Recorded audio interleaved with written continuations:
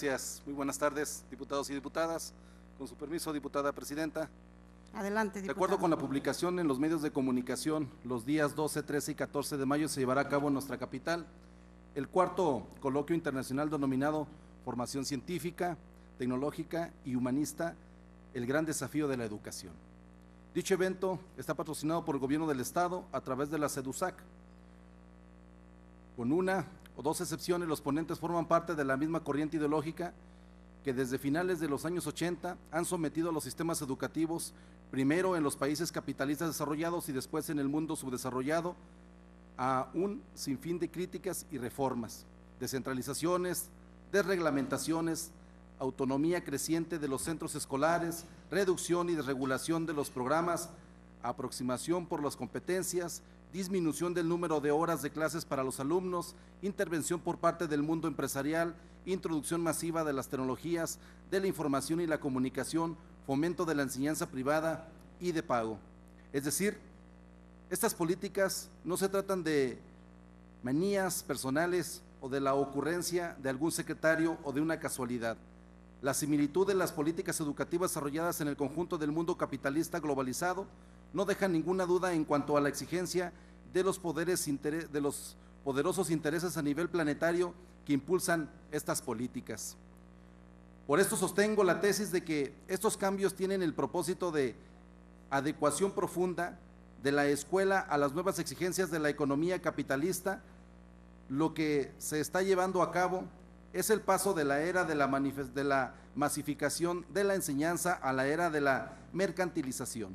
En efecto, el aparato escolar, el más importante servicio público que jamás haya existido, está siendo llamado a servir más y mejor a la competencia económica, y esto de la siguiente manera: formando adecuadamente al trabajo, es decir, enseñando a leer, a contar y obedecer, y estimulando el consumismo. Esta nueva adecuación entre la escuela y la economía se realiza tanto en el plano de los contenidos enseñados como en los métodos, prácticas pedagógicas y de gestión. En Europa, en Estados Unidos y en otros países capitalistas, los grandes consorcios contratan a científicos y les pagan para que formulen argumentos que adecúen la educación a sus intereses. Este cuarto coloquio y los otros tres anteriores se inscriben en este tenor. Por esto, los gobernantes neoliberales no escatiman recursos, materiales ni humanos, ni tiempo. ¿Cuántos millones de pesos costará al pueblo de Zacatecas este evento, que a final de cuentas no le traerá ningún beneficio o poco beneficio a los zacatecanos? ¿Por qué afirmo esto? Porque en ninguna etapa de la historia ni en ningún lugar del planeta ha existido una educación neutral. La educación en cada época y en cualquier lugar sirve a los intereses de la clase dominante. En cada época, en cada sociedad, la teoría y práctica educativas, la forma y el contenido educativo son una expresión de la base económica y la base social de la misma. Pero también cabe aclarar que los individuos sujetos de la educación no son pasivos, actúan hacia el interior de la base económica social, ya sea reforzándola, rechazándola y combatiéndola para sustituirla por otra superior que mira al futuro. De todas las manifestaciones de la estructura económica y social de una comunidad, la educación es la que más influye hacia el interior del mismo sistema. Por eso ocupa un lugar fundamental en la preocupación de toda sociedad. En toda sociedad, la educación es expresión del modelo educativo que los grupos o clases sociales predominantes logran imponer, valiéndose de los recursos y medios del alcance para formar el modelo de hombres que garantice su dominio, permanencia y fortalecimiento. Esto es lo que están haciendo los neoliberales en nuestro país. Por ello, la educación es expresión directa de la política, es expresión de la lucha de clases, pero a su vez la política refleja en su práctica los resultados del sistema educativo.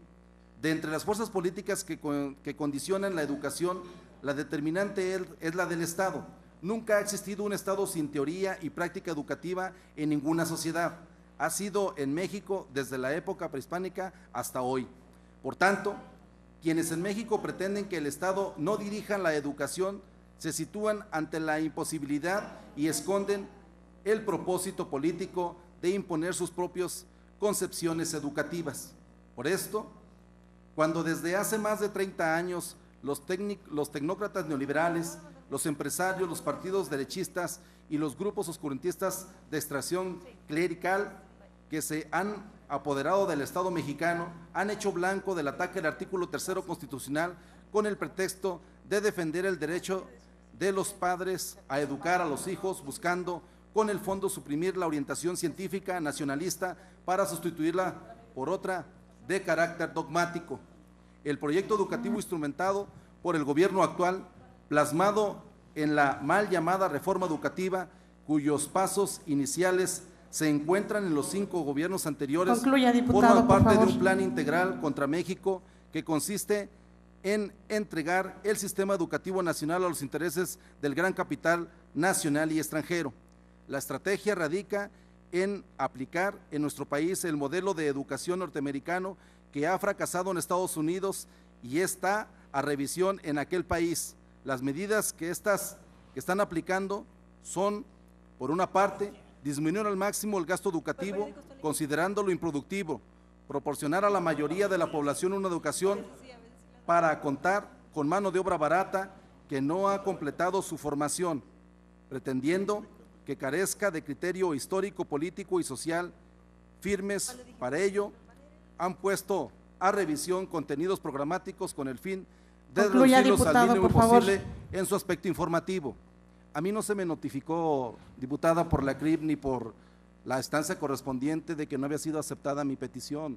Yo por lo pronto pediría que se hiciera la excepción para que me permitieran terminar de leer el documento porque no se están respetando los procedimientos. Igual yo hice una petición, se me aceptó o no se me informó que se me rechazó. Es que no fue rechazada. Lo que pasa es que al momento de que cerramos la reunión de la CRIB no estaba su solicitud, diputado, y creo que para mejor ejemplo está la diputada Eugenia Flores, que aunque ya habíamos aprobado el orden del día, ella solicitó incluir su tema y se le aceptó que se incluyera. Diputado, no es que se le haya rechazado, únicamente es el que usted la registró después de aprobado el orden del día y ahí mismo los asuntos generales. Por lo tanto, le daba los 5 minutos, y no es nada en contra de nada, simplemente son las reglas. Nuevas reglas, ¿verdad? No, así son las reglas. ¿Es cuánto? Gracias, diputado.